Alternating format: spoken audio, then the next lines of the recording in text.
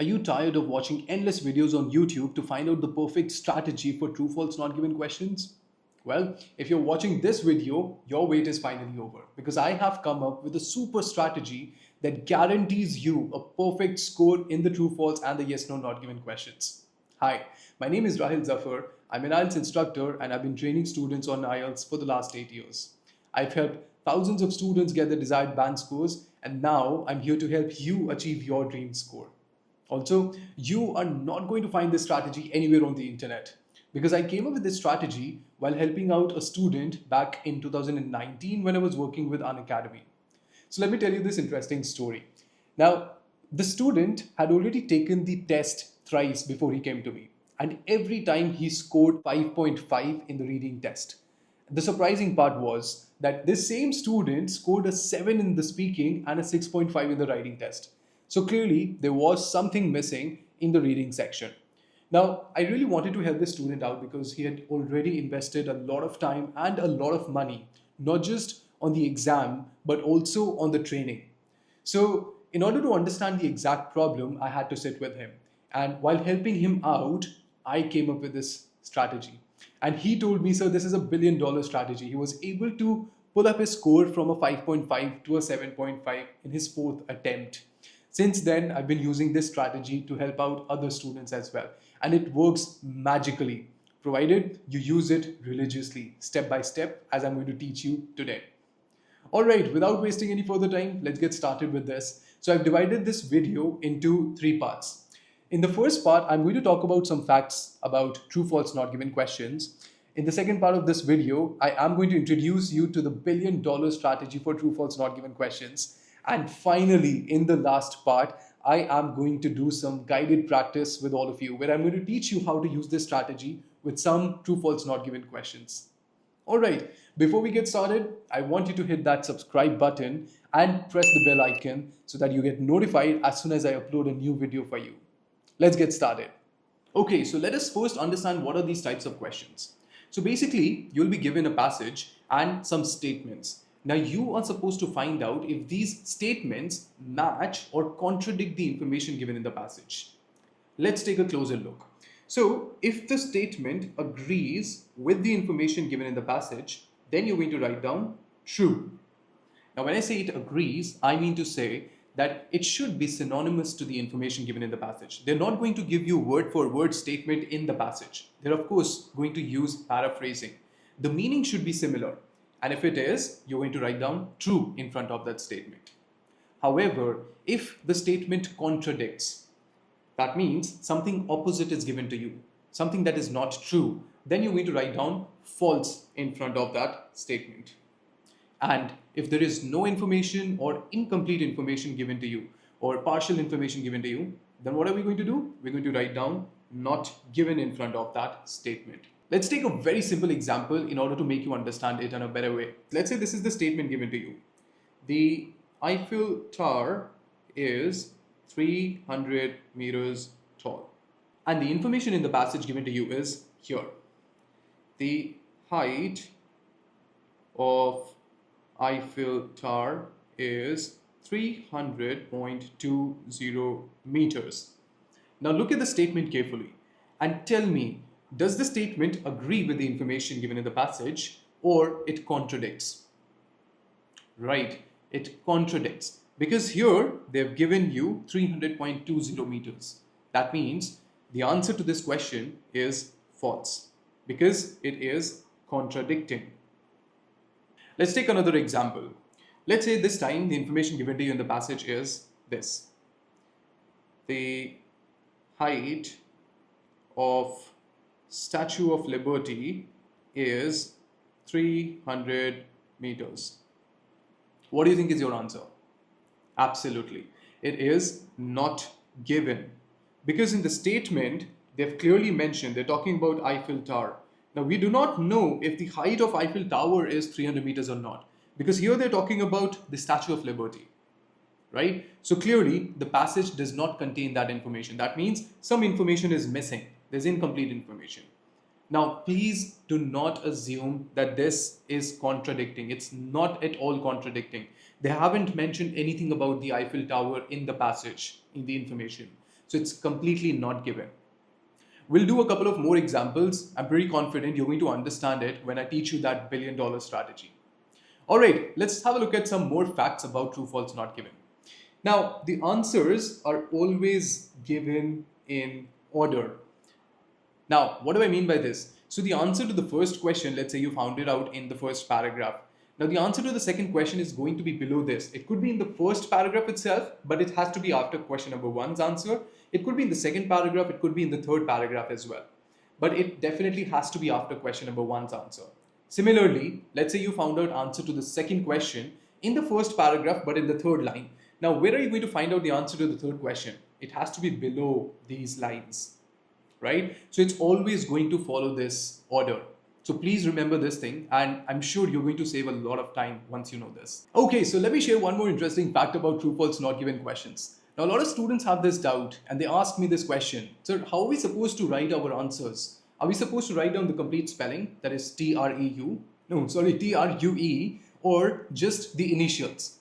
Well, here's your answer. So you can use any one of these to write your answers.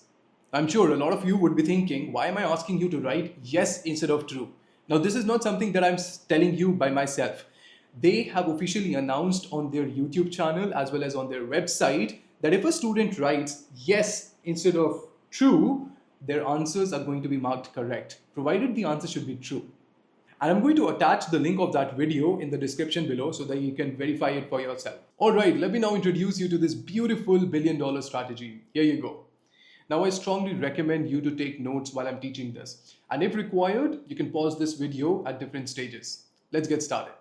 Now, you see these questions on the screen. I've taken these from Cambridge book number 9, and I'll be using the same questions for guided practice in part 3 of this video. All right, let's have a look at the first step of this strategy. So it says you need to read and understand the statement and underline keywords or highlight the keywords. Now, trust me, you're going to save a lot of time when you try and understand and then find out the answer. Along with that, you're supposed to find out these important words. So these keywords or important words are basically nouns, verbs, or adjectives, or even numbers. Numbers in various forms such as percentage or dates, 1986, 1987, or even fractions like 1/4, 3/4, 3/4. So you need to find out these keywords in the statement because in the passage they're going to stand out. You'll easily be able to locate them in the passage, right? So let's do one thing. We're going to find out the keywords in the first statement. Let's read it together. So it says, Michael Faraday was the first person to recognize Perkins' ability as a student of chemistry. Now, can you find out proper nouns in this statement? Right. So there are two proper nouns, Michael Faraday and Perkins. Can you find out a verb? Right. Recognize. And then I can also see a number, and there's another noun, chemistry. Now, these are your keywords. You'll either find the exact keyword in the passage or maybe they're synonyms. Now, of course, for proper nouns, they're not going to use another word. They might use pronouns for them, but then for Michael Faraday and for Perkins, you'll find the exact keywords, right? Verbs like recognize, you might find a synonym for that in the passage. So be prepared to find out synonyms also, okay? All right, now that we have underlined the keywords, we are going to move on to the second step of this strategy, which is the most important step. Let's see, what is that? So it says you need to convert the statements into closed-ended questions. Now you must be thinking, what are these closed-ended questions? So these questions have answers as either yes or no. That's it. For example, if I ask you this question, is this your laptop? You're either going to say yes or no. I mean, you're definitely going to say no. So that's a closed-ended question. Let me give you one more example. Did you subscribe to my channel? That's again a closed-ended question. All right, I hope these examples made the concept of closed-ended questions clear to you. Now, you must be wondering, how do we convert these statements into closed-ended questions? Now, there's a simple trick to it. All you need to do is find out the helping verbs in the statements. Now, these helping verbs can sometimes be given in the statement or sometimes they are hidden in the statement. Now, what are these helping verbs? Now, you see words like is, am, are, was, were, has, have, or do, does, did, can, etc. These are certain helping verbs that you will have to find out in the statement. And sometimes these helping verbs are hidden. I'll give you an example for that as well. But first, let's look at the first statement. Now, I want you to read the statement and tell me, is there a helping verb in the first statement? Right, there is. So, this is the helping verb. All you need to do is change the position of this helping verb. Now, you're going to place this helping verb at the beginning of the sentence. So, I'm going to pick it up and I'm going to place it here at the beginning of the sentence. Was Michael Faraday the first person to recognize Perkins' ability as a student of chemistry? That becomes a closed-ended question. Now, the answer is either going to be yes or it's going to be a no. And if you're not able to find out the answer to this question, the answer is not given. I hope it's clear. All right, let's make it more simple. I know it can be a little challenging. So let me give you a simple example. So let's go back to this slide. Now you remember I gave you this example. The Eiffel Tower is 300 meters tall. Can you find out what's the helping verb over here? Right, it is this.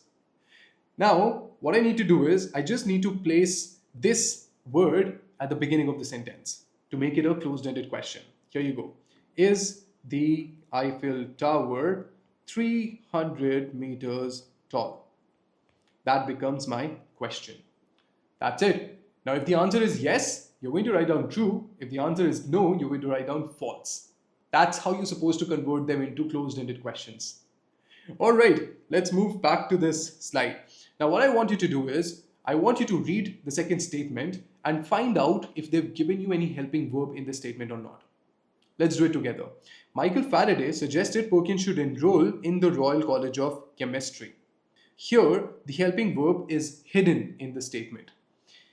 Did Michael Faraday suggest Perkins should enroll in the Royal College of Chemistry? That becomes a closed-ended question. So sometimes these helping verbs are hidden. Do, does, and did. These are some helping verbs that you might not find in the statement. So you need to be clever. It's all about tenses, by the way, right? So once you're able to figure out what is the helping verb, you can easily convert them into closed-ended questions. And trust me, this is the only step that guarantees you success in this true, false, not given question. All right, once you've converted these statements into closed-ended questions, the next step is to scan and find out the answer to these questions. So scanning is a process which involves looking for these keywords in the passage and underlining them in the passage, or highlighting them if you're taking the computer delivered test, right? Now let's move to the third part of this video where we're going to find out answers to these questions together. Let me show you this passage now. So I've taken only half of the passage. I've not taken the whole passage so that you can find the questions as well as the passage on the screen together.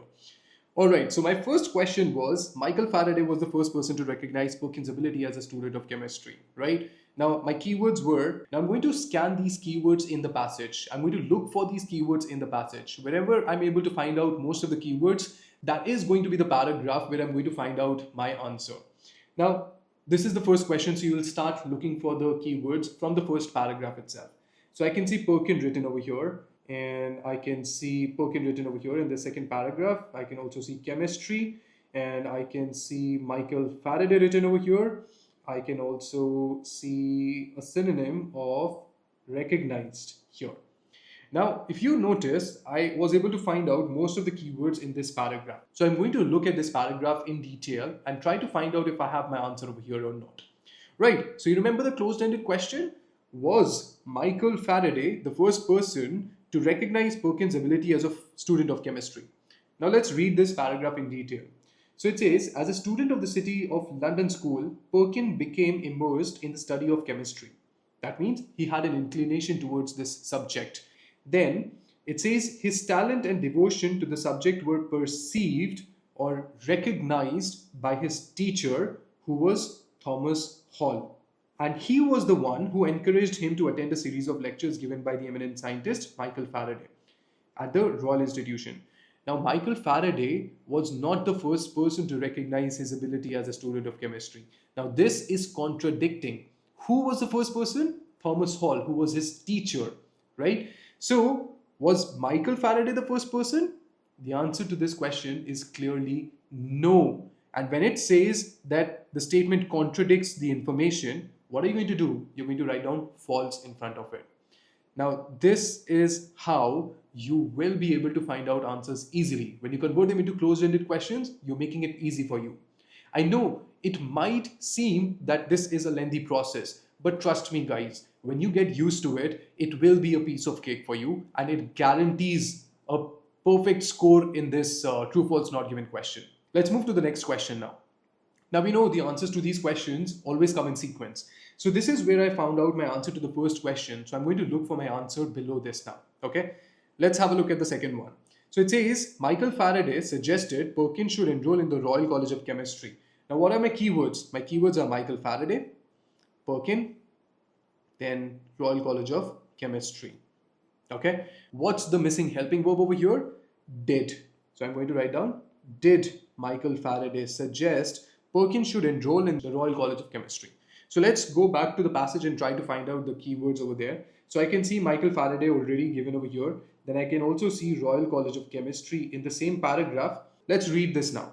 Those speeches fired the young chemist's enthusiasm further, and he later went on to attend the Royal College of Chemistry, which he succeeded in entering in 1853 at the age of 15.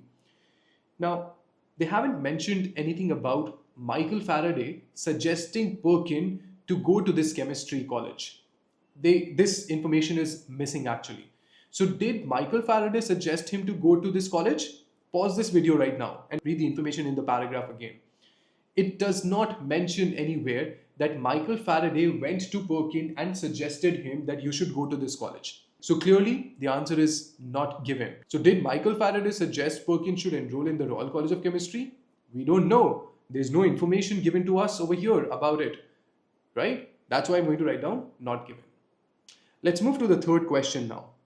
All right, let's find out what are the keywords in the third question. Perkins employed August Wilhelm Hoffman as his assistant. What does it mean? It means, according to the statement, that Perkins was the boss and Hoffman was his assistant, right? So my keywords are Perkins, August Wilhelm Hoffman, and assistant, right? Before we go and scan the keywords in the passage, I want you to convert this into a closed-ended question, right?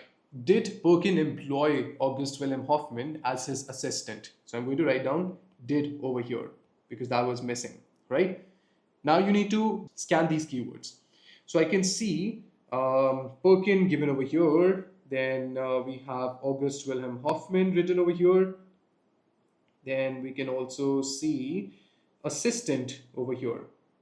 Now these are some lines you will have to read in detail in order to find out your answer. So it says, at the time of Perkins' enrollment, the Royal College of Chemistry was headed by the noted German chemist August Wilhelm Hoffman. Now, I already have my answer over here, by the way, if you notice. It says that the college was headed by whom? August Wilhelm Hoffman, which means he was the head of that college, right? But let's read further. It says Perkins' scientific gifts soon caught Hoffman's attention, and within 2 years, he became Hoffman's youngest assistant. Now, I want to ask you this question. What does he refer to? Are they talking about Perkins over here, or are they talking about Hoffman over here? Right, they're talking about Perkins. So Perkins became Hoffman's youngest assistant. So is it contradicting the statement given to you in the question? It is. So did Perkins employ Hoffman as his assistant, or was it the other way around? It was the other way around. So I'm going to write down false over here. Let's move to the fourth one now. Perkins was still young when he made the discovery that made him rich and famous. What are the keywords? Perkins, young, discovery, rich and famous. These are my keywords. Now, can you convert this into a closed-ended question? Yes, we can, because we have this helping verb given over here. So what I'm going to do is I'm going to write down this helping verb at the beginning, and I'm going to remove it from here. Was Perkins still young when he made the discovery that made him rich and famous? That becomes my closed-ended question, and I have to find out answer to this question now. So let's go back to the passage and try to find out the keywords. So I'm going to start reading after this line, youngest assistant, okay? So it says, not long after that, Perkins made the scientific breakthrough that would bring him both fame and fortune. I already have my synonyms, rich and famous, fame and fortune, right? Also, the scientific breakthrough, they're basically talking about discovery over here. So when it says not long after that, that means after becoming the youngest assistant, not long after that, he made a scientific breakthrough. He made a discovery that brought him both fame and fortune, that made him both rich and famous. So, do you think the statement agrees with the information in the passage? It does. And you're going to write down true over there. Let's move to the next one now. Question number 5. The trees from which quinine is derived grow only in South America. So what are my keywords over here? The keywords are trees, quinine, grow only in South America. Now I'm going to look for these keywords after this paragraph. Let's have a look at it. But before that, we're going to convert this into a closed-ended question. So can you find out any helping verb over here? Now don't get confused. This is not your helping verb over here, all right? Now there's something missing. Do the trees from which quinine is derived grow only in South America? That is your question, all right? So I'm going to place do at the beginning of the sentence, and that becomes my closed-ended question. All right, let's try to find out these keywords now. So I can see quinine written over here. Then I can also see South America written over here, right? And grow or only in South America, I cannot see that. But let's read these lines in detail. So it says, at the time, quinine was the only viable medical treatment for malaria. The drug is derived from the bark of the cinchona tree, native to South America, and by 1856, demand for the drug was surpassing the available supply. Now, it does not mention that it is only found in South America, whereas in the statement it is clearly given drug is derived from a tree that grows only in South America. So here, this word is missing. Now, please don't get confused. Some students might think that, this is contradicting because it's written native to South America. Something that is native to a particular place, it does not mean cannot be found somewhere else, right? So this piece of information is actually missing. And when I say something is missing, you need to write down not given over there, right? So let's read this question again. Do the trees from which quinine is derived grow only in South America? We don't know. It's not given in this paragraph. All right, let's move to the next question. Perkin hoped to manufacture a drug from a coal tar waste product. So what are my keywords? Perkin, then manufacture or hoped to manufacture. This whole thing can be a keyword. Drug and coal tar waste product. Now, again, something's missing over here. That is going to be did. Did Perkin hope to manufacture a drug from a coal tar waste product? That's my closed-ended question. Let's try to find out the answer and these keywords in the passage. I can see they've written Perkin over here, coal tar waste product written over here. All right, so I can see these keywords in this paragraph. Now let's see if I can find out the answer to this question in these lines or not. Let's read this together. So it says, during his vacation in 1856, Perkin spent his time in the laboratory on the top floor of his family's house. He was attempting to manufacture quinine from aniline, an inexpensive and readily available coal tar waste product. Now, did you notice? So instead of using hoped to manufacture, they have written he was attempting to manufacture, which is again synonymous. So we're going to write down true in front of this. Which brings us to the last question. All right, let's read the question and underline the keywords. Perkin was inspired by the discoveries of the famous scientist Louis Pasteur. Perkin inspired discoveries and Louis Pasteur. All right, let's try to find out these keywords in the passage now. All right, I can see Perkin written over here and I can see Louis Pasteur written over here. So I might have to read this whole thing from here. So let's read it together. Perkin's scientific training and nature prompted him to investigate the substance further. Okay, not useful. Incorporating potassium dichromate and alcohol into the aniline at various stages of the experimental process, he finally produced a deep purple solution. All right, they're still not talking about the discoveries, all right? Now let's read ahead. And proving the truth of the famous scientist Louis Pasteur's words, chance favors only the prepared mind. Perkin saw the potential of his unexpected find. Now, something's missing over here. They haven't mentioned anything about the discoveries of Louis Pasteur. Also, it's not written that Perkin was inspired by his discoveries. Now, there are two things which are missing. First of all, where did he draw this inspiration from? It's not mentioned. Secondly, the discoveries of this famous scientist. They have not been mentioned. They've just mentioned what he said. He said that chance favors only the prepared mind. That's not a discovery, right? So your answer should be what? Let's convert this into a closed-ended question first of all.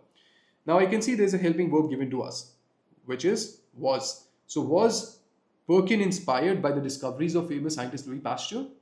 We don't know because it's not given in the passage. So whenever there's no information given to you in the passage, what are you going to do? You're going to write down not given. And it's very simple. Please remember this thing. When you convert this statement into a closed-ended question and you're not able to find out the answer, that means you simply have to write down not given over there.